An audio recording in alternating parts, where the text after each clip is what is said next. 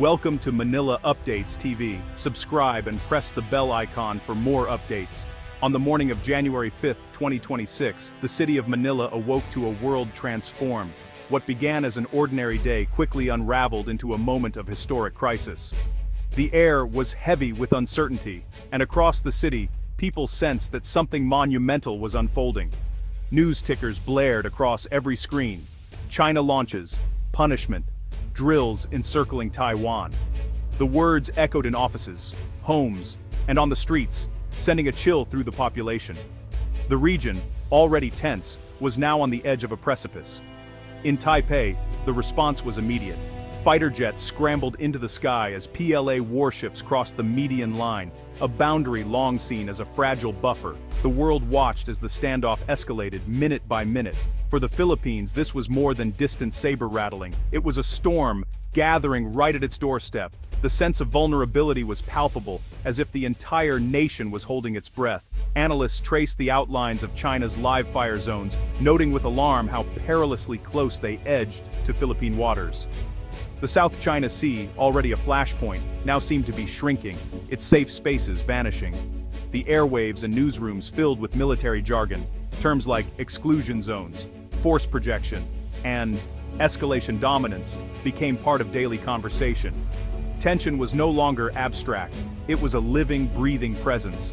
In Makati's bustling business district and the quiet farmlands of Batanes, anxiety mixed with resignation. Some clung to hope, others steeled themselves for the worst, all united by a sense of helplessness in the face of unfolding events. Images of Chinese J-20 fighters and Dongfeng missiles dominated every screen. Their sleek forms, a stark reminder of the power now being brandished in the region. The message was unmistakable. Beijing's message was clear, a show of force, a warning to its neighbors and the world. The spectacle was as much about intimidation as it was about military might. The Luzon Strait, a vital artery for global trade, was suddenly transformed into a potential conflict zone. Every ship that passed through now did so under the shadow of war.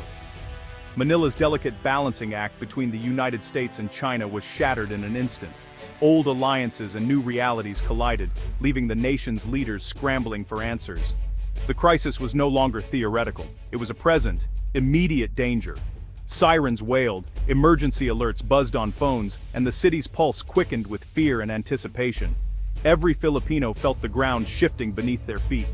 The routines of daily life were upended, replaced by a collective anxiety that swept from the capital to the smallest barangay.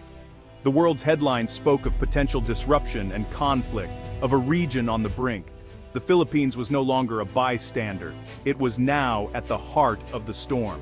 As the nation braced for the storm's impact, a sense of unity and resolve began to emerge. The days ahead would test the Philippines as never before, but in the face of crisis, the spirit of its people would be its greatest strength. China's joint sword, 2026 drills were unprecedented. The PLA's naval blockade simulated Taiwan's isolation. Aircraft carriers Shandong and Liaoning cut off foreign intervention. Red zones on maps showed China's military might. The Air Force crossed the Taiwan Strait's median line. Simulated strikes rehearsed a potential invasion. China's anti-access capabilities targeted U.S. forces. Propaganda videos sowed fear and showcased PLA's strength.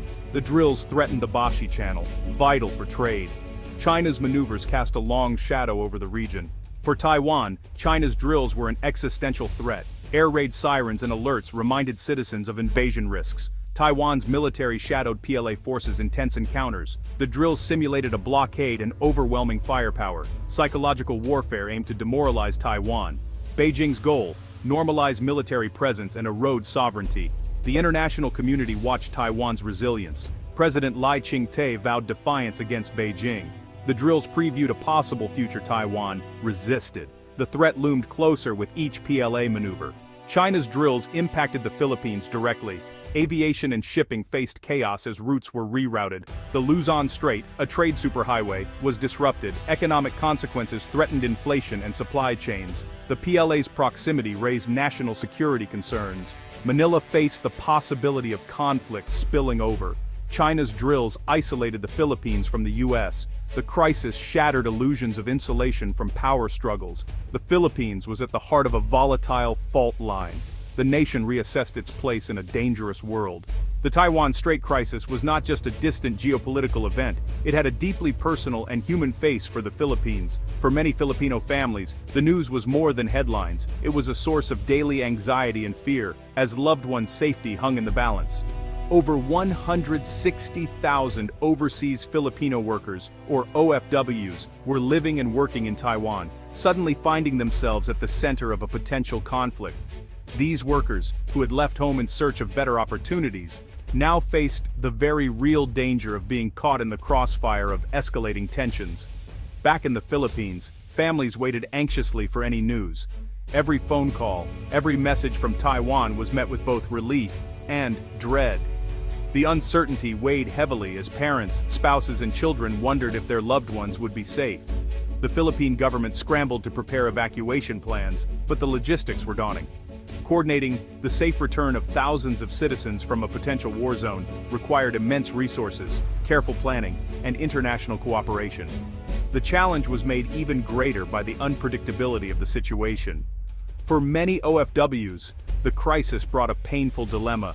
Should they risk their safety by staying, or leave behind their jobs and the income that supported their families back home? The choice between livelihood and life was agonizing, with no easy answers. In Batanes, the northernmost islands of the Philippines, local fishermen faced their own fears. The waters they depended on for their daily catch had become potential live fire zones as military drills and naval maneuvers increased in frequency and intensity. Fishing, a way of life passed down through generations, was suddenly disrupted. Boats remained docked, nets lay empty on the shore, and the uncertainty of when it would be safe to return to sea cast a shadow over entire communities.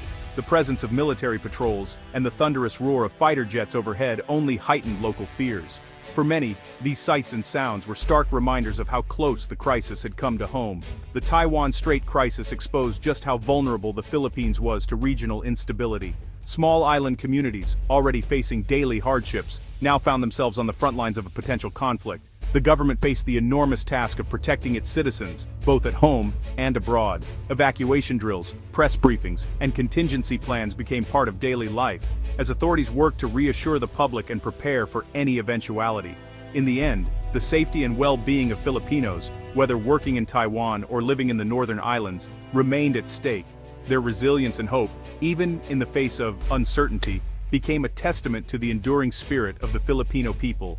In the far northern reaches of the Philippines, Batanes found itself gripped by a palpable sense of unease. The tension in the air was almost tangible, as clouds gathered above the windswept islands and villagers gazed anxiously toward the horizon, searching for any sign of change.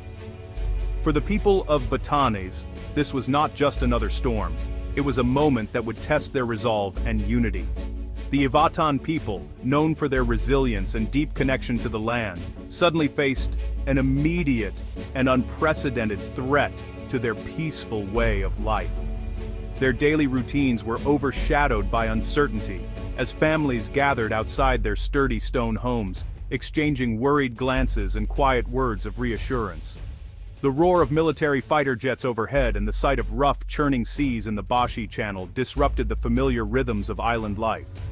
Fishermen hesitated to venture out, and the once tranquil skies now echoed with the sounds of conflict and preparation. Local officials, aware of the gravity of the situation, convened urgent meetings.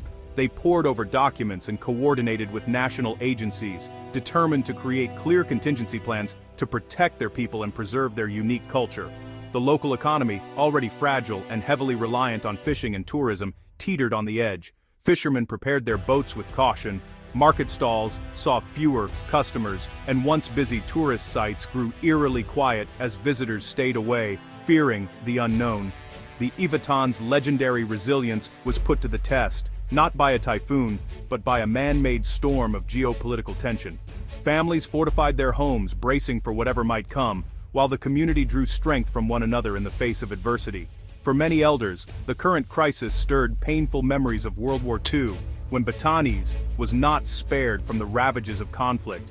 Old photographs and war memorials served as stark reminders of the island's vulnerability and the enduring scars of history. The military presence in the region increased dramatically. Navy patrol boats and Coast Guard vessels became a common sight, while soldiers worked tirelessly to unload relief goods and prepare for any emergency that might arise. In town plazas and community gatherings, the voices of Batanes rose above the uncertainty. Residents shared their fears, hopes, and determination, highlighting the very real impact that these tensions had on their daily lives and collective psyche. At its core, the conflict was not just about military strategy or national security. It was about the safety of families, the protection of ancestral lands, and the preservation of a way of life that had endured for generations. For every Ivatan, the strategic dilemma unfolding in their homeland was deeply personal.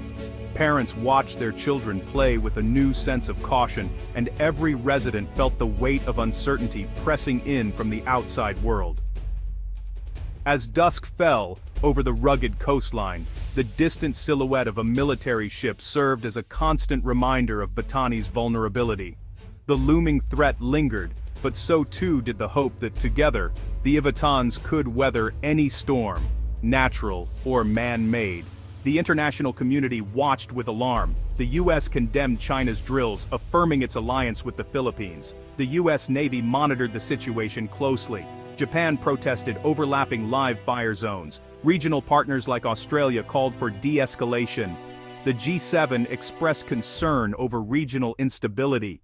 International support reassured the Philippines. Alliances and partnerships were crucial in facing the challenge. A united front sent a political message to Beijing. The crisis shattered the Philippines' neutrality. Geographic reality placed the Philippines on the front line. The Luzon Strait's strategic importance was undeniable. Manila pivoted towards a stronger U.S. alliance. The government condemned China's drills and reaffirmed U.S. ties. The shift carried risks of Chinese retaliation. Manila faced a strategic dilemma: defense without provocation. The end of neutrality marked a new era of risk. The Philippines chose to side with democratic principles. The nation embraced strategic clarity amid heightened tensions. The Philippines bolstered defenses amid new realities. The Enhanced Defense Cooperation Agreement with the U.S. expanded. New EDCA sites in northern provinces were fast-tracked. The military shifted focus to external and maritime defense. Increased funding for modern assets was allocated. Joint training with allies gained urgency. National resilience plans included evacuation and supply chain stability. The Coast Guard enhanced maritime patrols. Public awareness campaigns emphasized national unity. The nation prepared for an uncertain future with determination.